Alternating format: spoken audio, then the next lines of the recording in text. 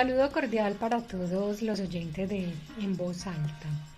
Ustedes saben que me gusta traer diferentes profesionales al programa y hoy nuestra invitada es Mariluz Ruiz Ríos, profesional en trabajo social con más de 15 años de experiencia en todo lo relacionado con este campo. Mariluz, un saludo también para ti y bienvenida. Buenas tardes, Adriana. Muchas gracias por la invitación. Me honra pues como el espacio que me estás abriendo para este tema que es tan interesante en el medio. Me complace tenerte acá, ya que cada uno de nuestros invitados tiene un mensaje, conocimiento y experiencia fundamental en cada tema que nos comparten. Y justo en este momento nos vas a contar cómo ha sido tu experiencia en todo lo relacionado con las vivencias trabajando con la población identificada como situación habitante de calle. ¿Cómo te vinculas con este sistema? Sí, Adriana, pues a ver, en procesos de selección, en diferentes procesos de selección, no tenía pues como muy definido el área porque he sido muy abierta en cuanto en mi quehacer profesional, pero siempre tiendo a proyectos y a programas sociales, ¿cierto? De la alcaldía, de fundaciones, comunitarios. Mi perfil es más, lo proyecté desde mi formación, más desde comunidad, ¿cierto? Más que desde laboral y desde privado. Entonces, más público y comunitario. Entonces, estaba en búsqueda de trabajo y tenía una amiga que ya estaba vinculada al sistema habitante de calle. En ese entonces, me hizo la invitación a una convocatoria que habían sacado para trabajadores sociales. Me presenté y pasé. Entonces esa fue como la manera de vincularme al sistema, con un poco temor porque a través como de la experiencia y el recorrido que he tenido como trabajadora social, nunca había tenido un vínculo con esta población. Entonces esa fue pues como la vinculación con respecto al sistema. Hasta la fecha ya cuentas con una trayectoria de 15 años. Entonces podríamos decir que inició como una oferta de empleo, se convirtió en toda una pasión y una motivación de tu ejercicio diario. Sí, claro que sí, Adriana, pues en realidad la primera vez, porque el sistema habitante de calle tiene 3 componentes. El componente de centrodía, ¿cierto? Que yo creo que es muy común y que ha quedado, casi siempre ha estado ubicado por los lados de la minorista, donde ellos se hacen alrededor. Eso es un centrodía. El segundo componente es el de resocialización. La misma palabra pues lo dice, es cuando ellos van saliendo como de todo ese hábito, porque eso se convierte como una cultura, de todos esos hábitos y de toda esa cotidianidad como habitante de calle.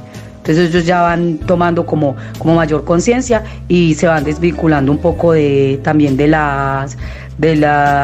proceso farmacológico, ¿cierto? De las drogas. Y el tercer componente es seguimiento y egreso. Entonces cuando a mí me vincularon, yo dije, pues esto es como una lotería, digámoslo así, porque mi compañera en esos momentos estaba en el proceso de resocialización. Viéndolo desde fuera, obviamente, y cuando uno ingresa, pues es un proceso un poco más fácil de llevar como profesional, porque el proceso inicial es donde ellos están como permeados totalmente de calle. Entonces es un poco más complejo. Cuando yo ingresé y me abrieron las puertas del centro día, yo lo primero que hice fue orar y yo dije, Dios mío, ¿a qué me voy a enfrentar? Pero aquí estoy. Porque uno entra y obviamente ellos están ahí en un patio, incluso se llama patio, en un patio todos están ahí reunidos y son los que llegan, los que recogen los carros cuando salen corrido en las calles para rescatarlos, ¿cierto? Digámoslos así, de las calles. Entonces es un poquito como tensionante es un poquito temeroso, que obviamente esas emociones y esos sentimientos se van alejando en la medida que uno los va conociendo y en la medida que uno va generando empatía con ellos y ya va retomando del temor, pasa a recobrar como su vocación, digámoslo así. Entonces, a medida que va pasando el tiempo y ese contacto con ellos, al conocer su contexto y las situaciones particulares de cada usuario, y así es como el sistema les llama usuario, ¿el temor va desapareciendo o cómo le has dado manejo a esta situación? No, yo no diría desapareciendo del todo, porque hay unos que sí siguen como formando como esa barrera en cuanto a que son delicados, porque hay muchos que son de condición psiquiátrica, ¿cierto? Entonces nosotros los trabajadores sociales, a no ser de que los que tengan especialización pues ya más avanzada en farmacodependencia y en estos procesos psicosociales, entonces muchas veces en las capacitaciones o de hecho en la inducción nos dicen que no nos creamos pues tampoco inmunes, ¿cierto? Porque una cosa es como el afecto que uno va generando con ellos y la empatía, pero otra cosa es que ellos tienen conductas con las cuales uno a veces no puede y no las va a entender. Entonces, sí, uno que otro usuario, sí le genera a uno como ese temor, pero eso no es cotidiano y además no influye en los demás con los que sí se puede trabajar, porque sí se puede. Es decir, hay personas que aunque lleguen a Centro Día, es imposible hacer ese proceso de intervención completo con ellos. ¿A eso es a lo que te refieres? Sí, Adriana, hay personas que se quedan, incluso yo les preguntaba, ¿cuántos llevas aquí? Yo ya llevo 15 años aquí. Yo ya llevo 20 años aquí. Sí. Es que yo ya llevo acá, porque son personas que no tienen red de apoyo. O sea, no tienen familia, no tienen red de apoyo, entonces no hay un trabajo con familia, que se le llama pues red de apoyo. No hay capacidades y habilidades para vincularlos y capacitarlos de manera laboral. Y no hay condiciones cognitivas para que ellos se enfrenten al mundo. Entonces son personas que se quedan allí. Son personas incluso que el sistema los acoge y ya el sistema los conoce, el sistema ya sabe pues como sus conductas y ya saben que son como los protectores del sistema, digámoslo así. Son como los protectores del sistema y se quedan ahí, porque ahí ellos duermen. El patio es cuando ellos llegan, a ver, el proceso de iniciar con ellos, cuando los carros, las personas operativas van en torno a la vigilancia de las calles y los encuentran, entonces ellos los recogen y los llevan al patio. En el patio se hace como un triaje, a ellos los bañan, les dan comida y en el patio se hace como un triaje, que es donde yo estuve elaborando con otra compañera, con otra colega de trabajo social y con psicóloga también. Entonces, ¿en qué consiste el triaje? Bueno, ellos los bañan, les dan un refrigerio para que tengan pues, como las mínimas condiciones de recibir el profesional. Cuando ellos ingresan ahí, nosotros tenemos como un perfil o unas condiciones, unas características con los que ellos aplican y ya uno toma la decisión, pero de manera como pues con respecto a ese perfil. Entonces uno ya toma la decisión, entonces se queda acá o esta persona es una persona joven y tiene las capacidades y las habilidades como para estar vinculada a una granja, por ejemplo, a una granja donde los capacitan, a una granja donde ya va a estar alejado de esa parte de las drogas. Va a estar alejado de esa parte de las drogas y va a tener la oportunidad de salir de allí y se va a graduar y lo van a vincular de manera laboral. Hay otras personas que ya son muy adultas, ese sistema no es para los adultos mayores, el adulto mayor toma otra ruta porque el sistema habitante de calle no acoge, digámoslo así, el adulto mayor no, tiene hasta una edad. Mariluz, o sea que hay una clasificación que ustedes hacen y es dependiendo del rango de edad para quienes ingresen. Sí, desde los 18, porque los menores no se consideran para el sistema habitante de calle. Ellos ya tienen otros, digámoslo, otros albergues. Sí, otros albergues. Incluso el menor lo debe acoger es bienestar familiar. Desde el menor de 18 años ya lo acoges bienestar familiar, entonces para el sistema no aplica. Y si no estoy mal en estos momentos, no recuerdo si son los 52 años que ya lo toma ya el programa del adulto mayor como tal. Ya en ese rango, después de ese rango de edad, ya no es para el sistema habitante de calle, porque primero pues no habría oferta para tanta demanda, pues colapsaría el sistema. Entonces de alguna otra forma se reparten, digámoslo así, como esas obligaciones. El Estado se reparte como esas obligaciones con respecto a esas edades, porque no hay ni las condiciones ni los espacios. Bueno, ¿y cómo se hace esa clasificación inicial para quienes desean o quieren ingresar a Centro Día? Ya a ellos se les hace una entrevista. Si no tienen red de apoyo, es fijo pues que se van quedando como ahí en el sistema, ¿cierto? Deben de llevar un año en calle, más o menos aproximadamente un año en calle. Llega mucha persona venezolana.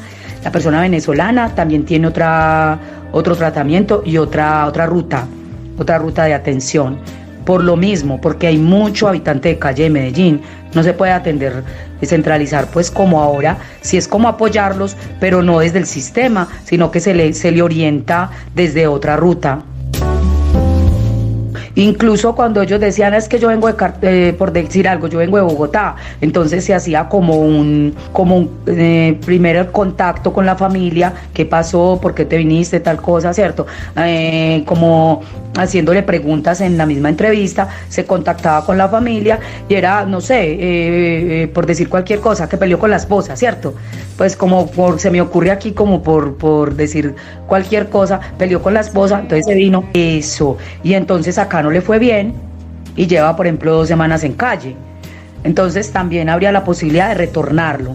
Entonces ya se le daba pues como la comida, ese día, el día de la entrevista, se le dejaba bañar, pero la idea era que él estuviera en casa. O sea, llegaban muchas veces ahí, es que yo no tengo el pasaje, entonces ya se gestionaba, era pues como para que se devolviera, no tiene cómo retornar, entonces ya se le daba el pasaje y desde el mismo transporte se le llevaba, por ejemplo, a una terminal del norte.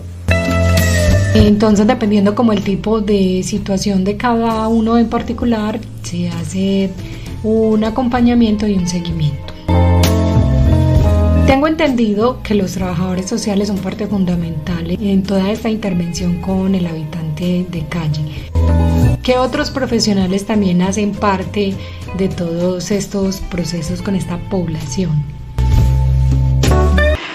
Sí, Adriana, entonces nosotros casi siempre, de hecho, a través como de mi experiencia como trabajadora social, casi siempre se va acompañada de la psicóloga, o sea, somos equipo psicosocial, siempre, casi siempre es psicología. En este contexto de habitante de calle hay fisioterapeutas, hay también deportólogos, psiquiatras, que si bien es cierto, hay unos que son como de planta, digámoslo así, ¿cierto?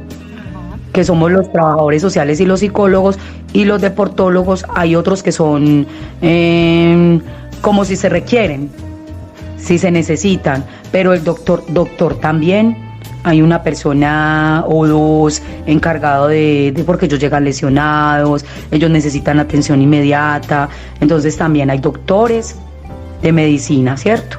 Los encargados como de enfermeras, los encargados de proveerles los medicamentos. Hay personas, como te decía, no sé si anteriormente te hice como alusión a las personas psiquiatras.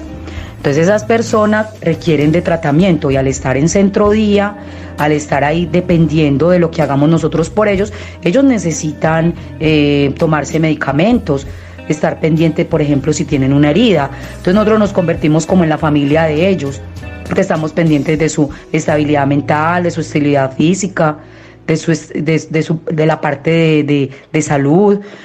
Entonces ahí es donde ellos son acogidos, pero acogidos de una manera muy integral. Por ejemplo, cuando ingresa alguno y entonces ya es según las características, entonces sí, entonces este sí es un habitante, sí va a pertenecer al sistema, entonces inmediatamente se habla, digámoslo así, se comunica como con el doctor, entonces este tiene esquizofrenia, por poner un ejemplo, tiene tal medicamento, tiene unos controles en el hospital mental, entonces desde ahí, como él está solo, no tiene familia, no tiene red de apoyo, también en los carros mismos digamos, del programa, también, entonces, por decir algo, hoy tienen 2 o 3 personas una cita en Carisma, de farmacodependencia, o en el hospital mental de psiquiatría, entonces vámonos con ellos, asistimos a la cita y volvemos y lo regresamos, o sea, es como un apoyo total. Un equipo robusto y de profesionales especializados en cada área. Bueno, tengo una inquietud. Cuando nos hablas de esos carros que hacen estas recogidas, generalmente estas las hacen en la noche o de madrugada. ¿Y estos carros son carros de la policía o son directos de Centro Día? No, ellos cuando tienen de pronto alguna dificultad, ellos tienen comunicación directa con la policía, pero no, la policía no los acompaña. Son personas, son profesionales y son personas. De hecho, hay algo muy, digámoslo, muy positivo o muy posibilitante del proceso, porque en el proceso de resocialización que te contaba ahora, ellos estudian y ellos en ocasiones ejercen lo que estudian, y el sistema tiene una estrategia muy fundamental, y es que las mismas personas que fueron habitantes de calle y se resocializan, las tienen en cuenta para que ya después trabajen apoyando en la parte operativa. Es decir, ellos tienen la empatía, ellos tienen como ese tacto para trabajar con ellos, y además los conocen. Se vuelven como unos ejemplos vivos o testimonios reales de esa misma problemática. Pero no solo eso, sino que demuestran que sí es posible salir de ese círculo vicioso desde que se tenga la voluntad y la firmeza para hacerlo. Eso.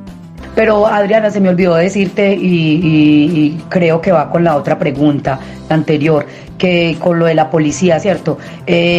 Cuando ellos no recogen una persona que no quiera. O sea, no es que ellos se vayan por las calles y todo, exacto, y que todos los habitantes de calle, y entonces venga y súbase, no. O sea, si yo como habitante de calle, o como creería, ¿cierto? Si habitante de calle o no, yo digo, no, yo no quiero. O sea, es que yo estoy bien acá, yo no quiero. No, y se resiste, ellos no lo pueden obligar a subir al carro. No es una recogida como en contra de la voluntad de ellos, no. Por eso es que hay tantos, por eso es que cuando uno no conoce, uno a veces, yo como trabajadora social, yo doy fe del apoyo desde los programas sociales, desde el Estado, digámoslo así, que es que en muchas ocasiones sí promueven programas, pero el mismo usuario o la misma población no los acoge. O sea, no, entonces cuando dicen, es que yo he escuchado de pronto expresiones, que es que el Estado, ¿qué hace con ellos? El Estado no hace nada, el Estado sí hace mucho. De hecho, eso prácticamente es una política. O sea, ellos deben de tener una línea dentro de sus líneas de gobierno, es el habitante de calle, ellos tienen que tenerla. Dentro de sus políticas públicas, el Estado tiene contemplado esos planes de acción para este tipo de población que se identifica como situación habitante de calle. Eso nos informas. Sí, exacto. Y sí se hace, y cada vez se trata como de tener un mejoramiento continuo con respecto a las estrategias, pero ellos no, en ocasiones no. Entonces desde fuera, cuando uno no tiene como ese conocimiento de la dinámica interna como tal, entonces, claro, juzgamos y criticamos a la ligera. Es que el gobierno, es que mire, y entonces, ¿qué van a hacer? Mire, no, porque es que ellos no son ellos son seres humanos, ellos no son animales, ni mucho menos que nosotros vamos a coger un camión y entonces los vamos a ingresar todos ahí, así sea la fuerza. Ellos son seres humanos. Entonces eso es muy complicado porque yo diría que se tiene un imaginario y son muchas expresiones que uno escucha por fuera como desde el desconocimiento ante una problemática y ante unas estrategias que sí se hacen, pero las personas del común, digámoslo así, no lo logran dimensionar. Mira que esa aclaración que haces es muy importante. Es precisamente eso. Todos ellos son seres humanos, son personas que tienen una voluntad propia y el Estado es consciente de esa problemática y a través de sus planes hacen todo lo posible y quieren intervenir. Pero si la persona se rehúsa a recibir esa ayuda, pues no se pueden obligar. Nadie le van a poner una camisa de fuerza. Y muchas veces hablamos desde el desconocimiento, porque en ocasiones cuando recorremos o vemos algunos sectores en donde este flagelo es más visible o ciertos lugares que ya están bastante estigmatizados por lo mismo. Pero planes y programas de acción sí hay. El Estado sí se interesa por estos temas, solo que finalmente es el habitante de calle o es el habitante en situación de calle quien toma esa decisión final, si recibe o no este tipo de ayudas y acompañamiento. Claro que sí. Les recuerdo que estamos hoy con Mariluz Ruiz Ríos, quien nos está compartiendo su experiencia como trabajadora social y su intervención con la población en situación habitante de calle. Cuéntanos cómo es ese drama que enfrentan las familias que infortunadamente tienen a un hijo, esposo o ya sea amigo o hermano en estas circunstancias. ¿Hay algún tipo de acompañamiento también para ellos, para sus familias? Bueno, sí, con la familia también hay un proceso de restablecimiento de vínculos, desde que pues obviamente se tengan el interés, porque muchos están en la calle no porque la familia los quiera mucho, ¿cierto?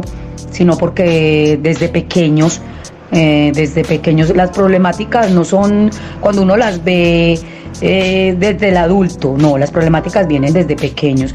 Entonces es muy difícil a veces como restablecer esos vínculos porque uno, por ejemplo, llama a una mamá, un ejemplo, doña Carmen, aquí está su hijo, ay no, a mí no me interesa. No, él ya hace rato se fue de acá de la casa y eso era un problema y nos robaba y aquí venía a maltratar al padrastro, ¿cierto? Entonces, no, a mí no me interesa. Si él está allá, está bien y no me vuelva a llamar. Entonces era pues como muy difícil. Y para ellos es a mí se me, ¿qué digo yo? Pues el trabajo social es muy difícil porque el trabajo social mueve mucha la parte emocional, sí, y mueve muchas fibras y entonces nosotros nos creemos que somos como superhéroes, de hecho para ellos somos, en ocasiones nos dicen que como la mamá, nos dicen profes, profe por aquí, profe por allá, ¿cierto? Nos dicen es profes y nos quieren mucho.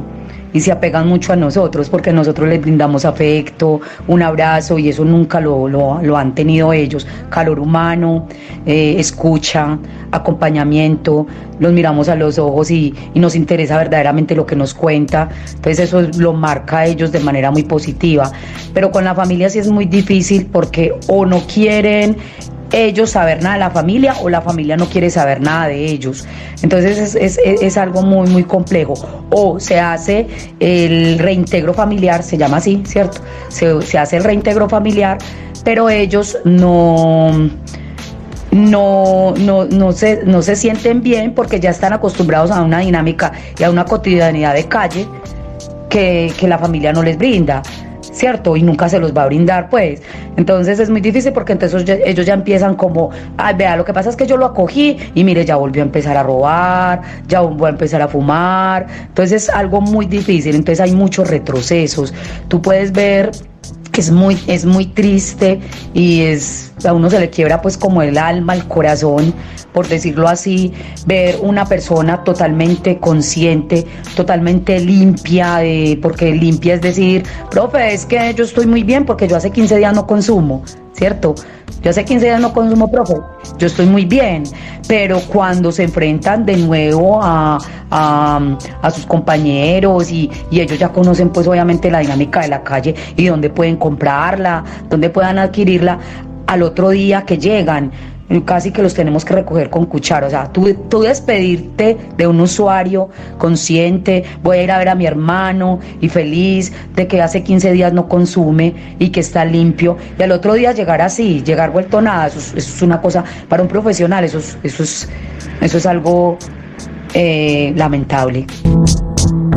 Podemos ver que los factores pueden ser diversos. No solo consumo de sustancias, alcoholismo, también hay gran parte de responsabilidad en el modelo de crianza o pautas de formación que se recibe desde los primeros años en los niños.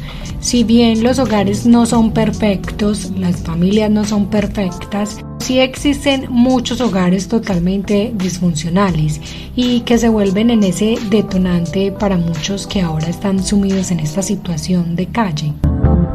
Sí, total. Por ejemplo, recuerdo mucho, pues con muchas experiencias, pero me deja muy marcado uno que desde los 7 años él decía que él de pronto no quería estudiar y que le iba mal en el estudio, y la mamá le dijo, si usted no quiere estudiar, entonces quédese en la calle, y lo dejó en la acera y no lo volvió a dejar entrar a la casa. Un niño de 7 años.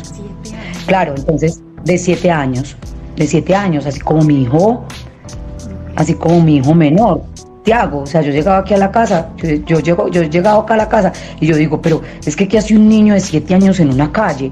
Claro, el cultivo del abono para los grupos al margen de la ley. Entonces yo me sentaba con él y me decía, tu mamá, me decía, no, es que mi mamá a mí no me quiso, mi mamá a mí no me quería. O sea, yo no puedo restablecer vínculos con una persona que no me quiere. A mí me criaron fue en las bandas, porque claro, entonces lo vieron, un niño de 7 años, un niño vulnerable, entonces a él lo cuidaron, entonces desde pequeño le enseñaron a robar, desde pequeño le enseñaron a matar, y eso era lo que él siempre hacía y de lo que se ganaba la vida. Claro, al crecer en ese ambiente, todo lo que vivió en su entorno, pues finalmente terminó por ser su realidad y su normalidad, su día a día, aun cuando se tratara de actividades ilícitas. Y tristemente, esas personas se convirtieron en su propia familia, aún no siendo las mejores ni las más precisas para él, y en una etapa tan importante de formación y desarrollo como lo es la niñez. A mí, por ejemplo, me da mucha impotencia a veces, y nunca se me olvidan las palabras de un conductor. Yo cogí un taxi y un conductor decía, es que ellos son una basura. Yo le decía, señor, diga basura, yo no soy ninguna basura. Incluso ni siquiera se les llama indigentes, incluso ni siquiera se les llama gamines, y ni desechables. Y tú si escuchas a Tiago, dice, mamá, mira ese habitante de calle. O sea, es un habitante de calle y es una persona que detrás de él hay una historia muy difícil, porque ¿a quién le va a gustar aguantar frío, hambre y estar expuesto a todos los peligros que trae una calle? O sea, es muy difícil creerlo. Ellos están en su mundo de droga, en esos antecedentes familiares. O sea, si tú no tienes para dónde irte, y no tienes oportunidad de nada, tu familia no te quiere, o sea, eso es algo muy, muy, muy difícil de asimilar. Pero nosotros que estamos con esa cotidianidad con ellos y día a día escuchando sus historias, eso es, yo vengo a la casa y yo digo, Dios mío, pero cuánto sufrimiento cabe más en un ser humano. O sea, pare de sufrir, ¿cuánto va a sufrir más? Eso es una cosa impresionante, esas historias de vida. Entonces, claro, detrás de un habitante de calle hay una historia familiar supremamente difícil. Padres drogadictos, padres también sicarios, pertenecientes a bandas, madres maltratantes, que tienen de pronto varias parejas y los cónyuges no respetan o no son protectores en esa crianza para los hijos. Eso es algo interminable de contar.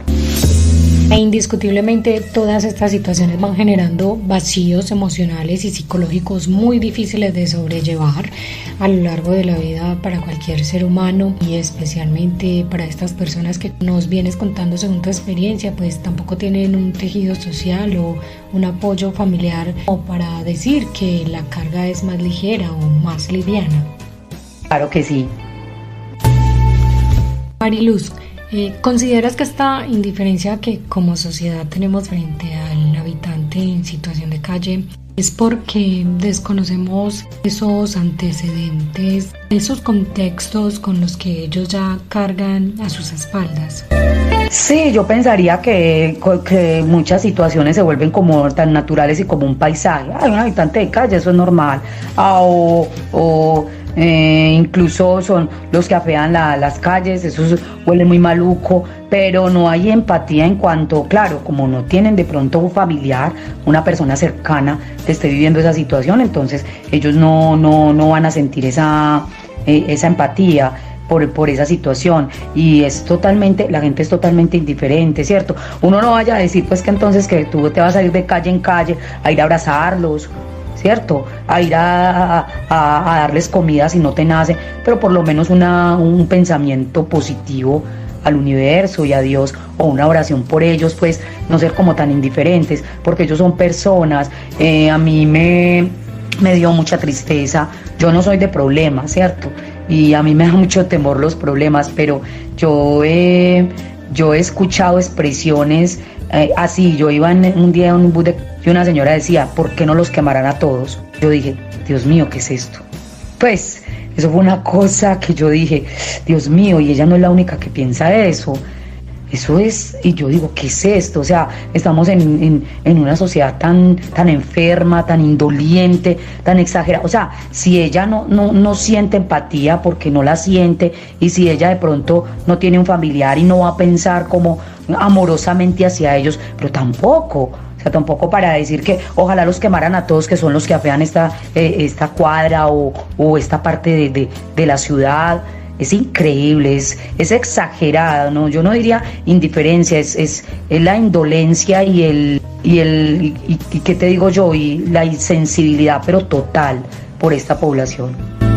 De hecho, me haces acordar del caso de un policía el pasado 22 de abril, condenado a 20 años de cárcel por haber asesinado a un habitante de calle en los alrededores de la Plaza Minorista, aquí en la ciudad de Medellín. Las investigaciones arrojaron que la víctima salía de una quebrada y el patrullero lo golpeó indiscriminadamente con su bastón de mando, tanto así que para poder escapar de esta brutal golpiza, pues este habitante de calle se vio forzado a tener que lanzarse al río, y al hacerlo pues recibió varias contusiones en distintas partes del cuerpo que finalmente terminaron por causarle la muerte. Este es solo un caso, porque también hay otros en donde, según las noticias, se les ha prendido fuego al amanecer o han sido asesinados con armas cortopunzantes. Entonces es un panorama aterrador para ellos, y que se suma a los peligros que de por sí ya tienen al estar viviendo en las calles. Lamentable también esa falta de empatía por otra persona que está o ha caído de alguna forma en desgracia, y que no pensemos que hoy o mañana esta persona podría ser un familiar o un conocido nuestro. Claro que sí, Adriana, cuando ellos se gradúan del colegio y cuando ellos van saliendo, muchos se vinculan a la informalidad, a la venta de bolsas de basura, de incienso, ¿cierto? A la venta de bonais, Vive 100, muchos se vinculan a la informalidad, pero cuando ellos también, cuando uno los ve graduar, uno dice, son unos valientes.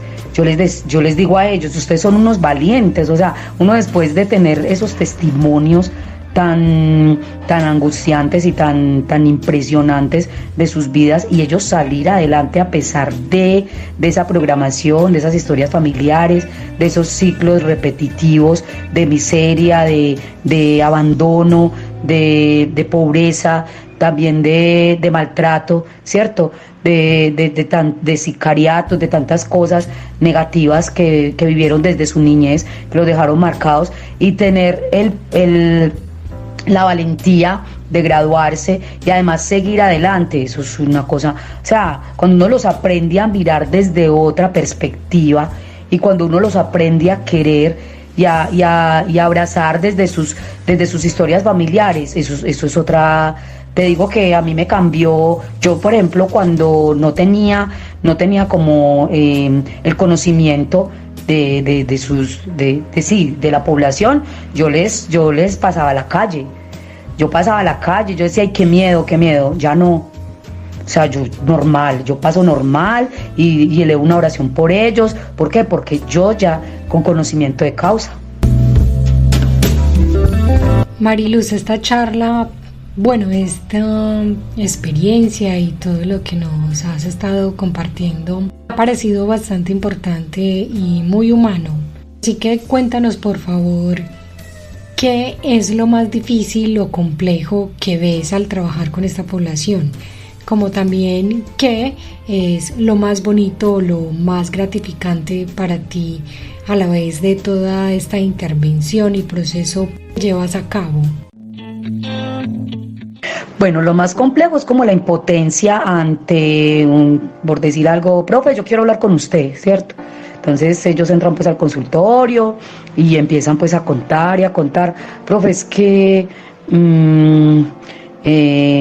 yo no quiero a mi mamá, yo a mi mamá la quiero matar, ¿cierto? Es que yo no la quiero, ella me amarraba cuando era niño. Entonces ahí es donde uno dice, Dios mío, pero o sea, ¿yo qué digo? ¿Yo para dónde cojo? Es una impotencia impresionante porque yo digo, pues, ¿yo cómo le voy a decir que quiera a la mamá si tiene por qué no quererla? ¿Cierto? Entonces yo digo, entonces es en ocasiones donde uno se tiene que como Dios o como la formación y pegarse como de tantas cosas o de esa parte, o solamente, en ocasiones solamente quieren que los escuchen.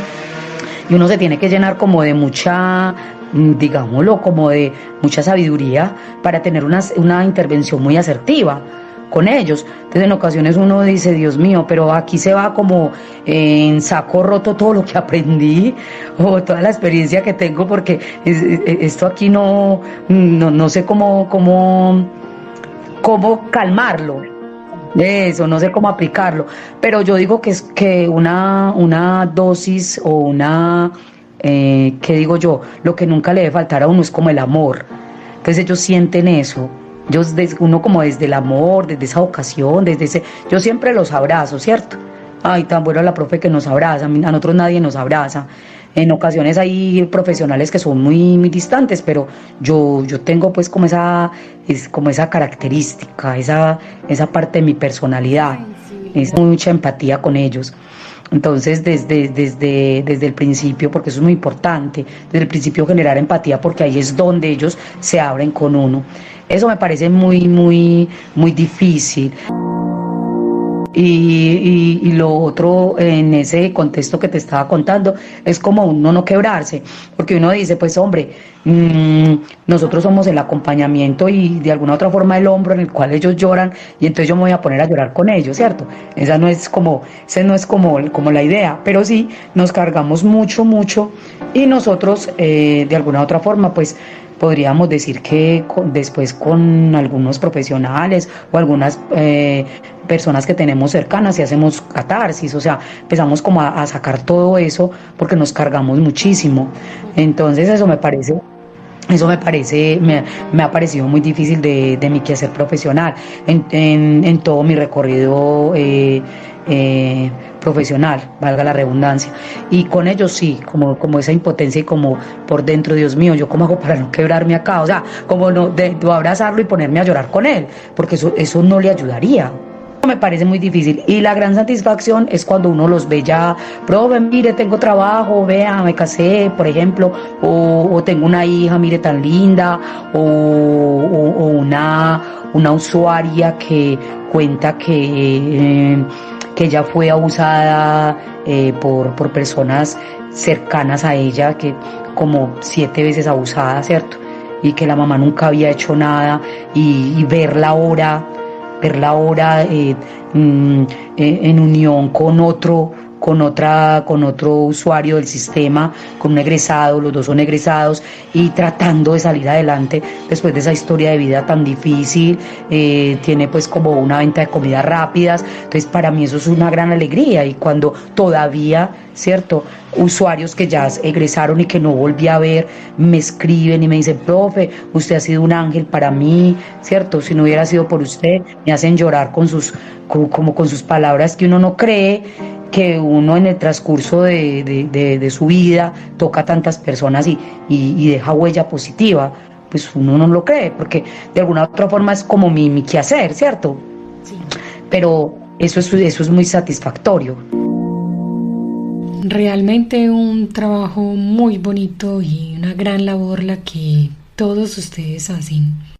Ahora, indícanos, ¿con cuántos espacios de acogida cuenta la ciudad en estos momentos para atender a esta población? Pues a ver, en Centrodía, pues el principal es el que hay por el sector de la minorista, como tal, en Medellín, en la parte de Medellín. Y creo, pero ya es otro, ya hablando de otro municipio, si no estoy mal, creo que Envigado también tiene un centro de acogida, no tan grande como el de Medellín, pero creo que Envigado también lo tiene.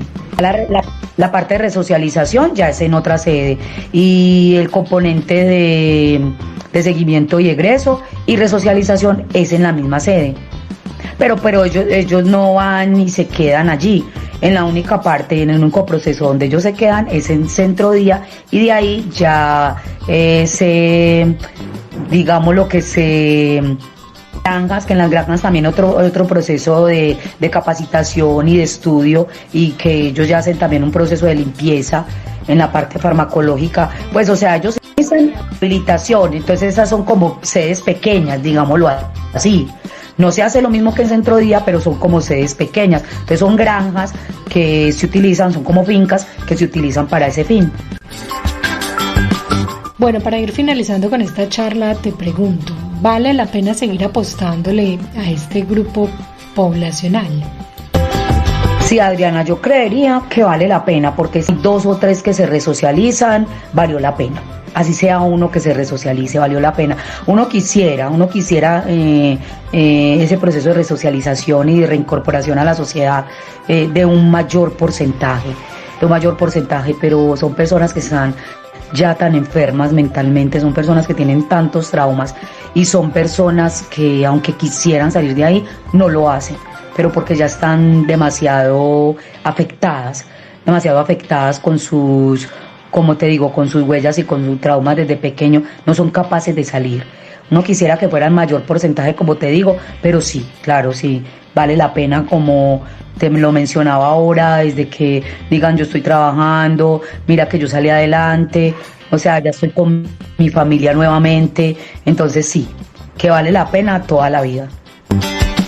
Me parece maravilloso. ¿Qué mensaje puedes darnos a todos, y me incluyo, los que atentamente hemos estado escuchando durante estos minutos?